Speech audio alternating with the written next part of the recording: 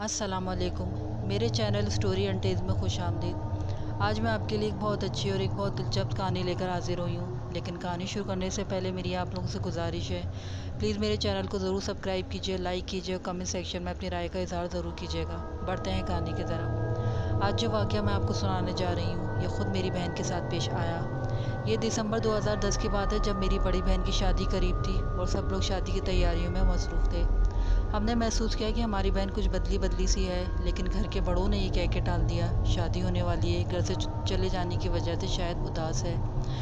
एक दिन मैं अपनी बड़ी बहन ज़ारा आपी के साथ सोई।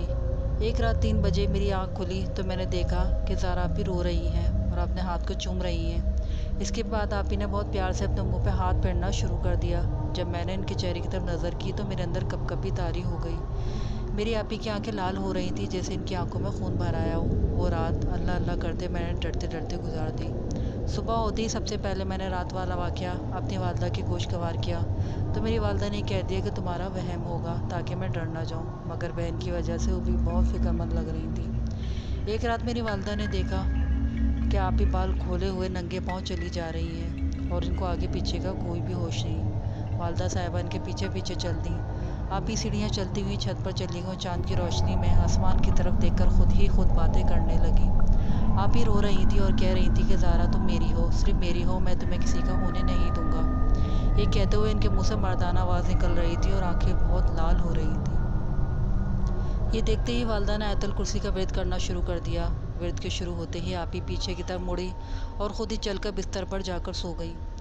मेरी वालदा ने रात वाली बात की खबर जब वालिद साहब को दी तो वालिद साहब ये सुनकर बहुत परेशान हो गए। उन्होंने अपने एक दोस्त जो मौलवी भी थे पर आप ही के बारे में बताया तो उन्होंने आप ही को पिलाने और हाथ पांव बांधने के लिए तावीज़ दिए। वालदा ने वो तावीज़ आप ही के हाथ पे बांध दिए और उनको बिला नागा तावीज़ पिलाने भी लगी। इनके असर से यूँ हुआ कि आप ही बिल्कुल ठीक हो गई। लेकिन जिस दिन आप ही की शादी की तारीख थी, इस दिन दूल्हा भाई आप ही के होने वाले शौहर, जो कि मेरे खाला के बेटे भी हैं, इनका अचानक एक्सीडेंट हो गया। दूल्हा भाई 3 दिन तक आईसीयू में रहे। दूल्हा भाई की जान तो बच गई, जो मुआवजे से कम नहीं थी, लेकिन इनको ठीक होते होते 2 महीने लग गए। वालिद साहब सारी बात समझ गए। उन्होंने दोबारा मौलवी साहब को फ़ोन करके सारी बात बताई तो उन्होंने अगले दिन 4 बजे फ़ोन करने को कहा। दूसरे दिन वालिद साहब ने फ़ोन किया तो उन्होंने बताया कि आपकी बेटी पे एक जिन्न आशिक हो गया है। जब तुमने मेरे दिए हुए तावीज़ अपनी बेटी के हाथ पर बांधे तो उसके असर से वो उसके करीब तो नहीं जा सकता था। इसको गुस्सा आया तो इसने अहमद अली यानी मेरे दूल्हा भाई को नुकसान पहुँचाया है। मेरे हाथों से तो ये मामला निकल चुका है, लेकिन तुम फिक्र ना करो, मैं तुम्हें एक आलिम का पता दे रहा हूँ, तुम इनसे मिल लो।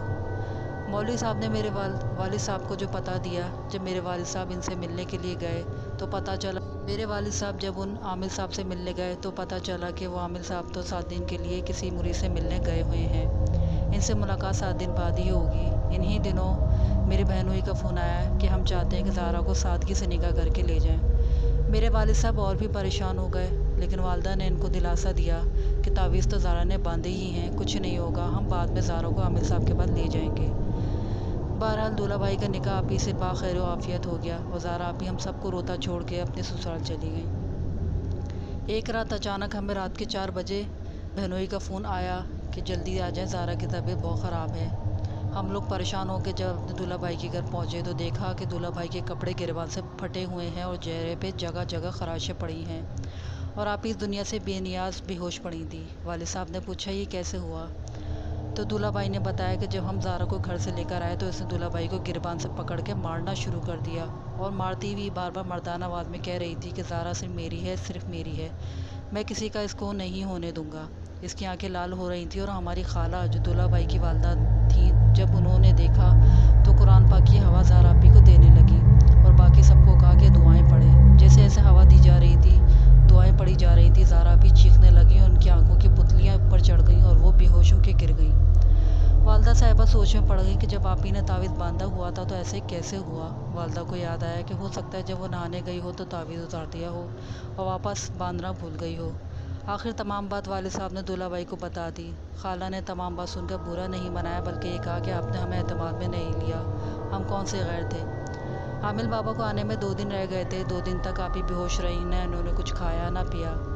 2 दिन बाद दूल्हा भाई और वालिद साहब आप ही को इस आमिल के पास ले गए। आमिल बहुत रूहानी शख्सियत के मालिक थे।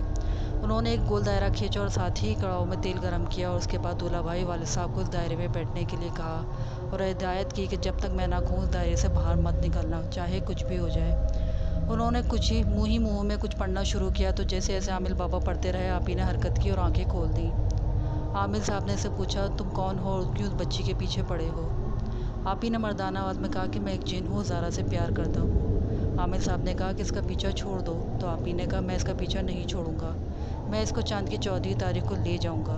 मैंने इनमें से किसी को कभी नुकसान नहीं पहुंचाया, लेकिन फिर भी इन्होंने मेरी ज़ारा को मुझसे दूर कर दिया और इसकी शादी अहमद अली यानी मेरे दूल्हा भाई से तय कर दी।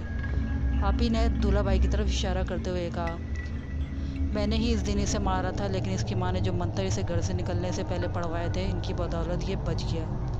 ये आलिम, तू ये इल्म रोक दे वरना मैं तुझे मार डालूंगा। आमिर ने वो अमल पढ़ना बंद नहीं किया। इसके बाद आप ही ज़ोर ज़ोर से रोने लगी और अपने हाथ से माफ़िया मांगने लगी, मुझे मेरी ज़ारा से जुदा ना करो, जो तुम कहोगे मैं करूँगा। इसके बाद आप ही ने बेतहाशा अपने हाथ चूमने लगी। तुम मुझे क्या मारोगे? जब मैं ज़ारा के साथ नहीं रह सकता तो मेरा इस दुनिया में क्या काम?